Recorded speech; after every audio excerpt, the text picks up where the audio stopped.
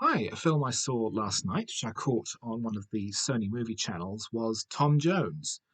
It's adapted from Henry Fielding's classic novel. The script is by John Osbourne, who's one of the angry young man playwrights of the 50s and 60s, and was directed by Tony Richardson. And at the time, it was a huge hit. It was, I think, nominated for 10 Oscars. It won Best Picture, Best Director, adapted screenplay. And it was one of the biggest hits of the year in 1963 when it was first released. So I was interested to actually to see it because it was a film I knew very little about, and it feels very different from what one might expect from an early 60s adaptation of a classic novel. Uh, it's very lusty and very bawdy, and Tom Jones, who is a foundling raised by a local nobleman, now an adult, is goes out drinking and boozing and carousing with women. And it's the tale of his various adventures, the various women whom he beds, the various characters whom he encounters and who try to get one over on him, the other deceitful members of his extended family. And it's very enjoyable. It's not quite reaching the summit of that's great, but it's very bright, it's very colourful. The photography is fantastically gorgeous and lustrous, and the direction feels very fresh and energetic. There's a lot of breaking of the fourth wall.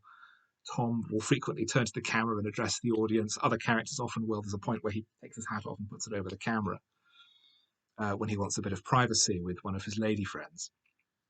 And there's a very impressive cast. Albert Finney plays Tom Jones. You have both David Warner and Julian Glover in their film debuts.